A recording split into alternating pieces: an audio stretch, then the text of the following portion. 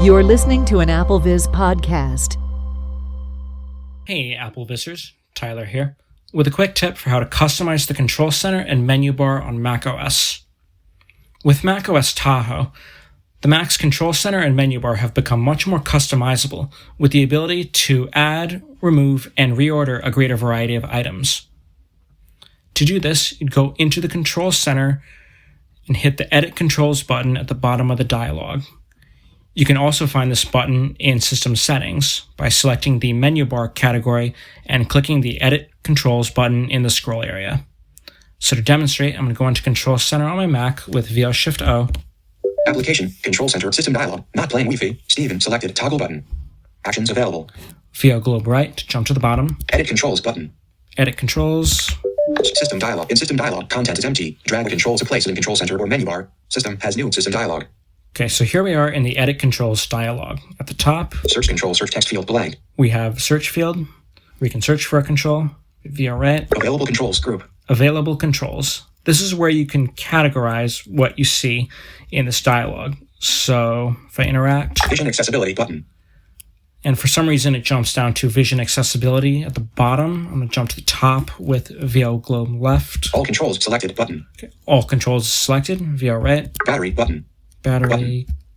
Connectivity button. Connectivity. Desktop and Finder Desktop button. and Finder. Display and brightness Display button. and brightness, etc. So I'm going to stop interacting. Out of available controls group. VO Right. Suggestions. Suggestions, and what you see here will depend on what macOS thinks will be most helpful based on how you use your Mac. VO Right. Scene or accessory toggle button.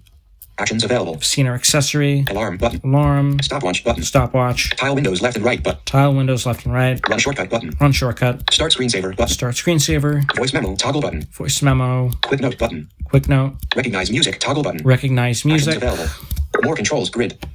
And more controls grid. More controls grid is where all items that can be added to the control center or menu bar is displayed. If you selected a category in the available controls group, only controls for that category will be shown in the more controls grid. But if I interact with the grid, In more controls grid focus selected toggle button. it's focused on the focus control right now, and because it's selected, it means it's present in the control center. So if I VO left, Heading focus. you see that's focus, and that control is the only thing under that heading. But if I VO right, Focus. Heading home. home. Home button. Scene or accessory toggle button. Heading keyboards.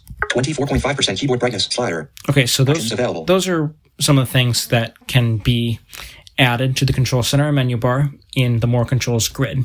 But I'm going to stop interacting, Out of more controls grid. and I'm going to find the alarm control in the suggestions. Quick note button. Voice memo. Start screensaver. Run shortcut. Tile windows left. Stopwatch button. Alarm button. Actions available. And notice all of these have actions available. So I'm going to access the actions menu with VO command space. Actions menu. 5 items. Alarm. And that's just the name of the item is in every actions menu for each item. Add to menu bar. If add to menu bar, if you want it in the status menu, this is what you do. Add to control center. Add to control center. I'm going to choose this. Search control. Search text field blank. Available controls group. Scroll area. Drag the control to place it in control center or menu bar. Done button group.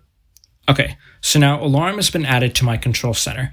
And because this is just a button that when clicked will take you into the clock app with the alarm tab selected, all you need to do to add it is simply select that add to control center action. However, other things might ask you for more detail before they can be added, like the run shortcut item. So I'm going to find run shortcut. Available controls group. Suggest scene or active voiceover. Top stopwatch. Tile windows left. Run shortcut button. Actions available. Run shortcut. So I'm going to choose to add that. Actions menu. 5 run short. Add to menu bar. Add to control center. In dialog. Done button. Okay, so here we are. We need to select my shortcut. So I'm going to find the table. Table. Interact. In table. Quickly run one of your shortcuts. Text. VO right. Group. Interact with group. In group. 2 items. Shortcut text. Choose button. Choose. Choose button. And for some reason, to get VoiceOver to focus correctly, I found that I need to stop interacting and then interact again with the table. Out of table.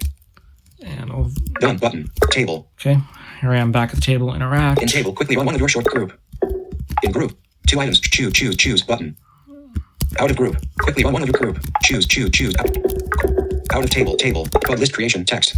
Okay, so here we are. For some reason I had to stop interacting and then interact again twice to get this to work.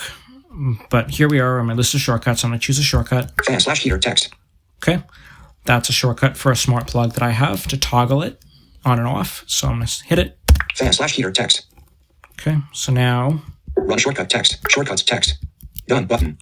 I'm going to hit done. Done. No action available button. So now the add shortcut or the run shortcut action has been added to Control Center. So I'm now going to jump to the done button at the bottom of this dialog. Done button. Wi-Fi. Steven selected toggle button. Not playing. Actions available. Okay, so here we are back in Control Center. So I'm at the top, view right. Bluetooth, album artwork, not play, previous play, next, airdrop, stage manager, top screen mirror, dark mode, capture screen, do not disturb, brightness lower, button 26, brightness lower, button 26.6%, brightness higher, button, display, button, alarm, button. Okay, alarm, this is what we added. Run shortcut button. And run shortcut. If I want to change something about these controls, like for example, if I want to delete a control, add it to the menu bar, or edit what's shown, like its size, I would press VO-Shift-M for the context menu. We have size, small, checkmark medium, large. And these are sizes, I believe, is simply how the controls are presented visually. I don't think it has any effect on voiceover behavior, but I've only used a small subset of all the controls that are offered, so I guess I don't know for sure.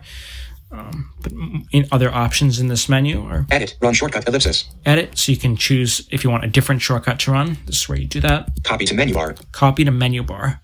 So if I also wanted this in the menu bar and didn't choose add to menu bar in the edit controls dialog, this is where I could add it. So I'm going to do that now. Run shortcut button. Okay. So I've added it to the menu bar. And I'm now going to get out of Control Center. Finder, desktop, T7 volume. Actions available. Press VOM twice for the status menu. Status menus, Dropbox 200, run shortcut, status menu. Actions available. Run shortcut. No, if I want to run it, I just hit VO space. If I want to remove this from the menu bar, instead of using the context menu, like to remove items from Control Center, I would use the actions menu. VO command space. Actions menu, 4 items. Cancel, remove, edit, run shortcut, press. Okay, so I'm going to choose remove. Edit, remove.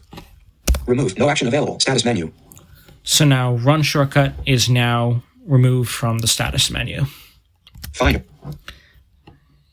If I want to remove an item from Control Center, I just go into Control Center, VO-Shift-O.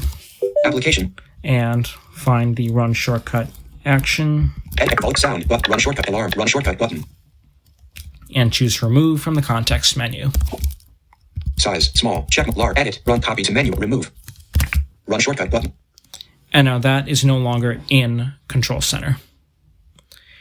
To reorder controls, what you do is you'd focus on what you want to move, press VO-Shift-F3 to turn cursor tracking off, root the mouse with VO Command F5, mouse down on the control with VO Command Shift Space, move to where you want the control, root the mouse with VO Command F5, and then mouse up with VO Command Shift Space.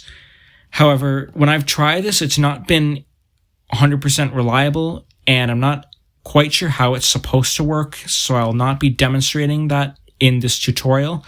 But if you want to experiment with reordering controls in Control Center, that is the gist of how you do it. And I don't believe you can reorder the menu bar in this way, or if you can, or if there is a way to reorder the menu bar with VoiceOver, I have not figured out how. If you've customized the Control Center to the point where you've made so many changes and you just want to start from scratch, you can revert to the default layout by going to System Settings, selecting the menu bar category, and clicking the Reset Control Center button. I'm going to demonstrate that now. Finder, desktop. Going to System Settings. Menu bar, Apple, System Settings, ellipsis. T7, volume, system, window, sidebar, table. M for menu bar. Menu bar. into the scroll area. Menu bar, scroll area.